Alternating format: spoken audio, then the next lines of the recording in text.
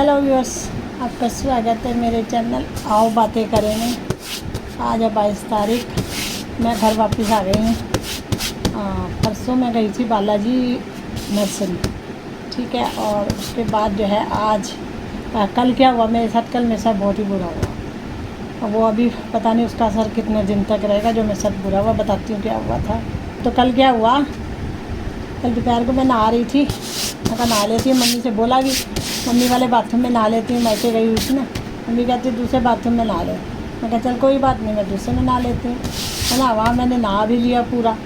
और उसके बाद मैं पानी झट रही थी झाड़ू से, बाँस वाला झाड़ू था। बस लास्ट में ज़रा सा ही रह गया था झटना, सारा मैंने पानी मतलब सूत दिया था। तो पता हुआ क्या, मेरा पैर फिसल गया धाड़ करके।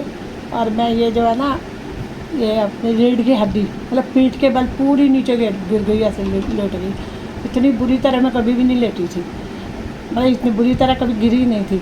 तो हुआ क्या कि मेरे सिर तो बच गया, सिर पे ज़रा भी नहीं लगी और सारा जोर रीढ़ की हड्डी पे आ गया। फिर होना क्या था, तो 2-4 मिनट तो मैं चिल्लाती रही दर्द के मारे, क्योंकि कुंडी भी लगा रखी थी मैंने। और ये तो शुक्र है मैंने ऊपर की कुंडी नहीं लगाई थी, बीच वाली कुंडी लगाई थी नहाने से पहले। तो क्या हुआ, फिर 5 मिनट बच्चे बस थोड़ा अपने आप को संभालती रही। फिर मैं कहा पहले कुंडी खोलती हूँ।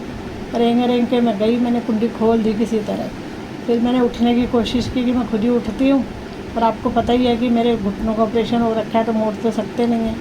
ये घुटना मोड़ लिया था मैंने, और वो क्या था दूसरा नहीं मुड़ पा रहा था। तो फिर मेरे को बुलाना पड़ा अपनी भाभी को।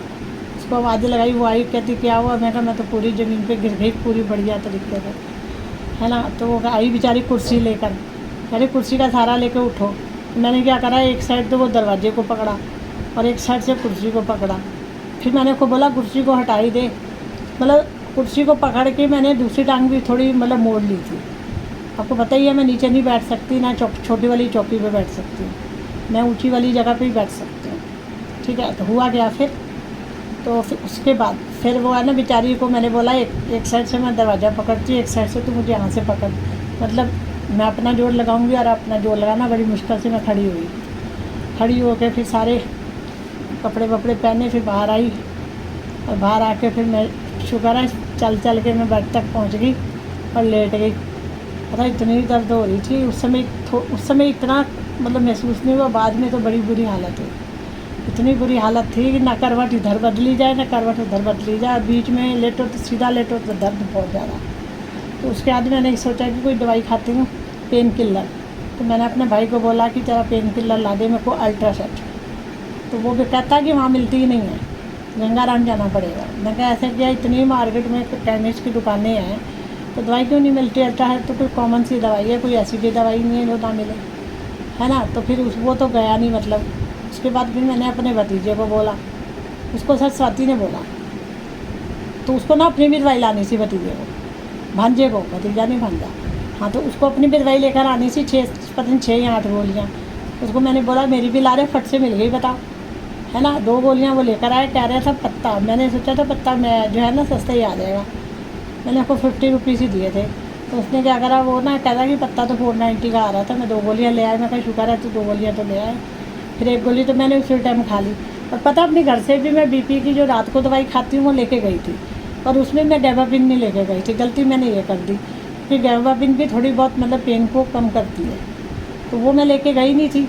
नींद की गोली ले गई थी और दूसरी ले गई थी अपनी, ठीक है। तो फिर हुआ क्या कि फिर मैंने वो अल्ट्रासेट लाया, मैंने खा ली, मैं लेटी रही। तो रात की जो दवाई खाती हूँ वो भी खा ली। तो रात को नींद तो आ गई मेरे को, नींद तो आ गई, पर वही है ना सवेरे उठ के थोड़ा सा दवाई का असर भी हो गया, ऐसी बात नहीं है।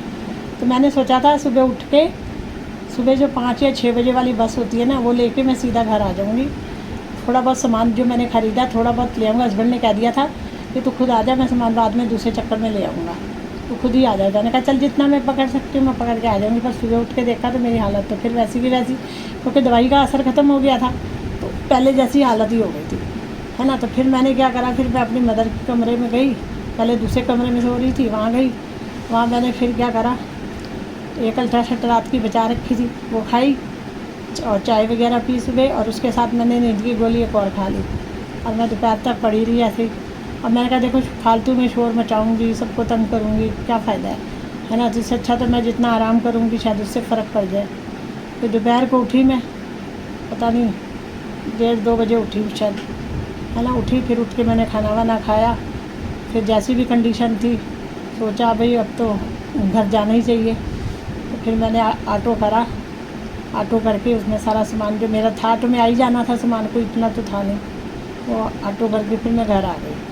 अब मेरे हस्बैंड को ना बता दिया था कि मेरे को मैं इस तरह से फिसल गई। मैंने रात को ही हस्बैंड ना 1-2 दिन से पीछे पड़े हुए थे, कहते कब आएगी। उनको मैंने बोला था सुबह आ जाऊँगी, पर उनको फिर कल दोपहर को तो मैं फिसल गई, तो आना कैसे था, मैंने आई नहीं। वो बेचारे फ़ोन करते रहे, तो फिर उस चक्कर में उन्हें आज प्रगति मैदान भी जाना था, वो भी नहीं गए कि मेरे को आना है। वैसे चाबी तो थी मेरे पास।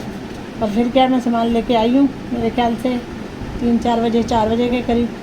तो बेचारों ने आधा सामान मेरा, मैंने सोचा वो गए हुए हैं प्रगति मैदान, मैंने तो ये सोचा। मैंने आके लॉक खोला, अंदर आई, आधा सामान उठा के ऊपर ले आई, आधा रह गया था तो वो हस्बैंड खुद ले आए। तो बस वही, अभी भी मेरे को ना